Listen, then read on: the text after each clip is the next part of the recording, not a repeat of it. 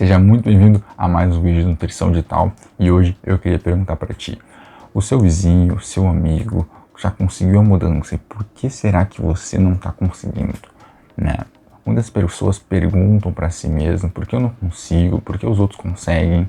Bom, então hoje eu vou dar uma luz, vou abrir um caminho aqui para a gente poder entender melhor o porquê, o que será que está fazendo você não conseguir alcançar as tuas metas, os teus objetivos, né, tanto de saúde, tanto pessoais, certo? E se eu te falar que você pode estar a poucos passos aí dessa mudança, baseado nos estágios de motivação para mudança de comportamentos, que foi criado ali em 1980, você consegue ter um maior controle e entender em qual estágio você está hoje, tá?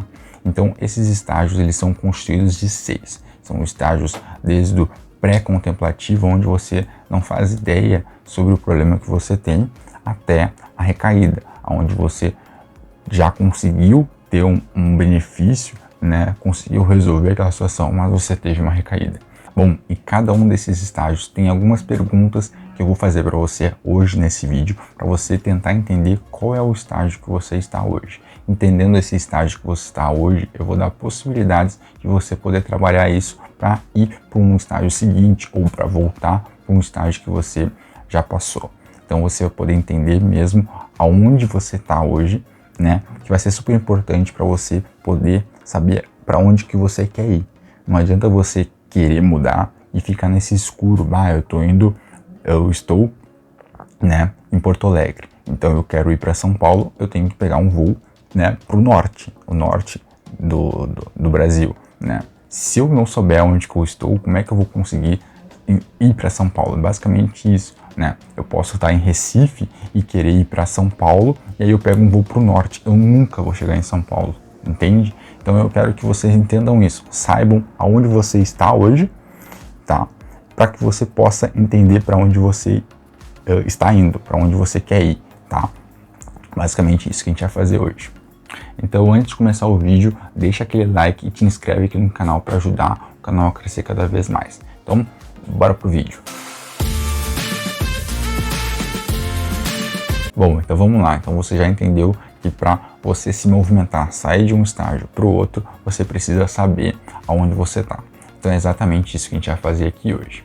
E o primeiro estágio é um estágio onde a pessoa não tem noção nenhuma sobre o problema, tá? Que é o estágio pré-contemplativo ou pré-ponderativo, tá? Existem essas duas variações. Esse estágio é onde a pessoa não faz ideia do problema dela, tá?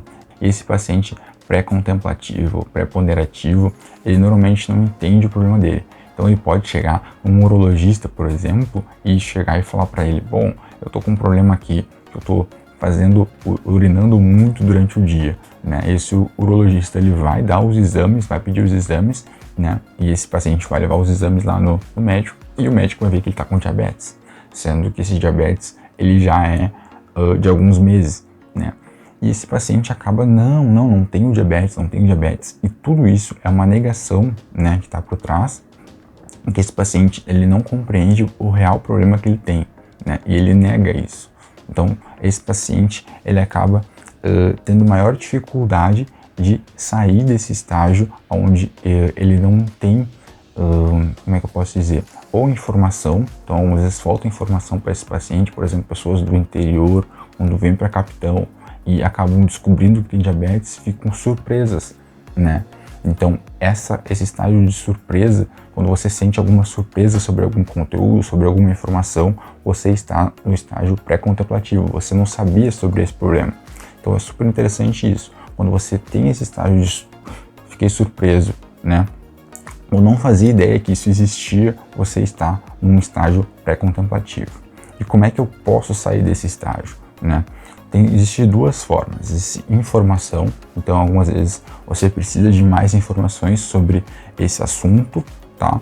Então, por exemplo, pessoas, mesmo como eu falei antes, pessoas do interior, pessoas que trabalham muito na roça, não têm acesso à informação hoje que a gente tem aqui com a internet, com o YouTube, né?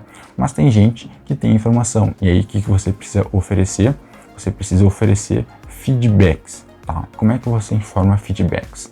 Você pode oferecer feedbacks por meio dos exames, então tu vai mostrar os exames ali, alterações nos exames, e hoje em dia existem muitos exames muito legais. Por exemplo, no diabetes, existe a glicose, que você consegue medir, existe a insulina, que você consegue medir, e existe a hemoglobina glicada, que é um parâmetro onde você consegue ver, né, nesse caso de diabético, os últimos 3 meses, a glicose dos últimos 3 meses. Quando tu mostra isso para o paciente, você consegue ver que a glicose dele está alta faz meses. Então, quando isso é um feedback muito importante, que a pessoa fala, tem um problema. E esse problema de urinário, esse problema que eu tenho de fazer muito xixi durante o dia é por conta disso. Então, fornecer feedbacks é super importante. Um outro tipo de feedback que tu pode fazer na tua casa mesmo, além de ver os exames, é se pesar. Toda semana tu vai lá e se pesa. Toda semana tu vai lá e se pesa. Esse ato de se pesar, né, vai te levar a você ter um certo parâmetro. Como é que tá o teu peso? Eu aumentei esse peso durante esse mês. O que aconteceu nesse mês? Então, você consegue entender o que está ocasionando esse aumento, ou o que está ocasionando essa diminuição, né? E isso você consegue ver se você está evoluindo ou se você está desvoluindo, tá? Então, espero que vocês entendam esse conceito de pré-contemplativo. O segundo estágio é o estágio ponderativo ou contemplativo, onde a pessoa já entende o problema. Então, eu tenho diabetes, mas aí é um estágio que muita gente está hoje, né? Que é aquele estágio que tu entende que tem um problema, só que tu não faz nada para mudar. É basicamente isso, tá? Como é que tu consegue movimentar esse paciente ou você mesmo fazer esse movimento, né? Como é que você consegue sair desse estágio que é tão parado, tão enraizado assim, né? Como é que você consegue sair? Bom, o primeiro passo é você pegar um papel e colocar os prós e os contras, né, de você não fazer nada, né? Como é que você estaria se você fizesse a mudança, né? Tanto questões de saúde, questões de felicidade, questões financeiras, né? E como você estaria, né, está hoje, né, sem fazer nada, com os mesmos hábitos que você teve antes, né? Talvez você esteja com dor nas costas, talvez você esteja com muita sede, né, se for o caso diabético, talvez você se sinta inchado, inchada, talvez você se sinta mal por causa do teu peso. Coloca tudo isso na balança, né? Isso pode ser um provocador de motivação para você mudar. Então, esse é o mais interessante. Uma outra coisa que você pode fazer é procurar livros onde fala sobre desenvolvimento pessoal, sobre assuntos que você goste, que isso acabe motivando, né, e trazendo uma certa motivação para você melhorar a sua saúde, o seu corpo, tá? A sua mente também. Então é legal você fazer esse exercício onde você coloca na balança, né, os prós e os contras, e também buscar informações, buscar livros, né, que acabam te motivando a você sair desse estágio, que é um estágio muito parado. O próximo estágio é o estágio de determinação. Então a pessoa já está determinada, tipo, eu sei do problema e agora eu vou resolver ele. E aí você deve buscar pessoas, tá, que vão te ajudar a você atravessar esse problema, e também buscar estratégias, tá, que você consiga chegar de acordo com os teus princípios, né, você consiga chegar nesse teu objetivo. Por que eu falo tanto da estratégia? Porque muitas vezes você pode ter a vontade de melhorar. Por exemplo, eu quero emagrecer, aí eu procuro um nutricionista do Grêmio, por exemplo, tá? Será que ele é a melhor pessoa para me fazer emagrecer? Ele pode ser um grande profissional, só que talvez ele não seja a melhor pessoa, entende? Eu tenho uma doença renal, será que esse nutricionista do Grêmio vai poder me ajudar da melhor forma, né? E será que a estratégia que ele vai utilizar vai ser a melhor? Então pense nisso, procure pessoas que tenham estratégias, tá, condizentes com o que você precisa, né? Algumas vezes pode ser um grande profissional, só que a estratégia dele não é a melhor.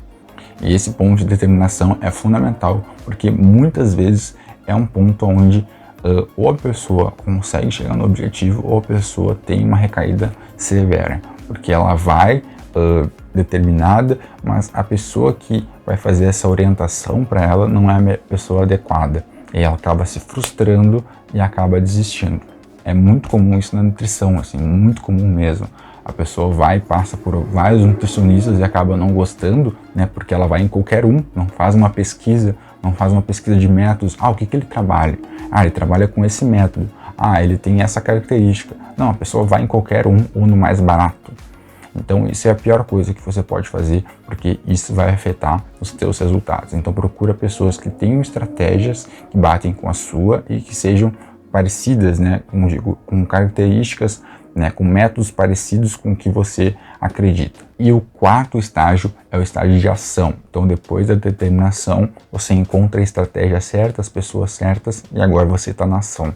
Basicamente na ação você vai fazendo os exercícios, né, exercícios pode ser pequenas metas, aos poucos você vai conseguindo, evoluindo e aí você vai ganhando confiança e é um ciclo vicioso, né? Então a ação é isso, você fazer pequenos exercícios e seguindo com a meta, seguindo com essa estratégia. Então você vai seguir até chegar no estágio de manutenção. O estágio de manutenção é o